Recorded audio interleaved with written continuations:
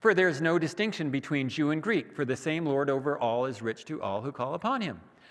I can remember being a freshman in college, and they told me I had to write a term paper. It was 12 pages long.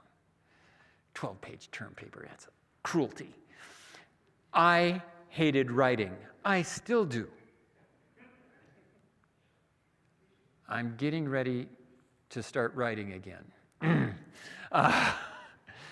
But I realized if I'm going to write a term paper, I better pick something that I really care about. So I started digging in on the history of what different Christians teach on the return of Jesus. Freshman in college. So I've been working on this stuff for a while. And I remember reading one of the books I had. It said there's a distinction between Jew and Gentile. And I looked at this Bible verse. It says there is no distinction between Jew and Greek, meaning Gentile. For the same Lord over all is rich to all who call upon him. Oops. I think I'm going to stick with Scripture. Romans 11. Man, this is a neat one. It's a little long, that section I'm going to read, but just stick with me. Read along with me on the screen, all right? I say then, have they, Israel, stumbled that they should fall? Certainly not. But through their fall, to provoke them to jealousy, salvation has come to the Gentiles.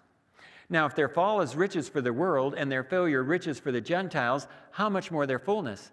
For I speak to you Gentiles, I might magnify my ministry, if by any means I may provoke to jealousy those who are of my flesh, and save how many of them? It said some. Genetic Israelites, he's talking about there, of his flesh. If the root is holy, so are the branches, and if some of the branches were broken off, and you being a wild olive tree were grafted in among them, and with them became a partaker of the root and fatness of the olive tree, do not boast against the branches, but if you do boast, remember that you do not support the root, but the root supports you. You will say then, branches were broken off that I might be grafted in. Well said, because of unbelief they were broken off, and you stand by faith. Do not be haughty, but fear.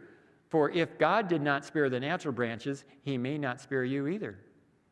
Therefore, consider the goodness and severity of God. On those who fell, severity, but towards you, goodness, if you continue in his goodness. Otherwise, you also will be cut off, and they also, if they do not continue in unbelief, will be grafted in. For God is able to graft them in again. For if you were cut out of an olive tree which is wild by nature, and were grafted contrary to nature into a cultivated olive tree, how much more will those who are natural branches be grafted into their own olive tree? That blindness in part has happened to Israel until the fullness of the Gentiles has come in, and so all Israel will be saved. Whoa. A little bit ago, it was some, and now it's all. What's going on here?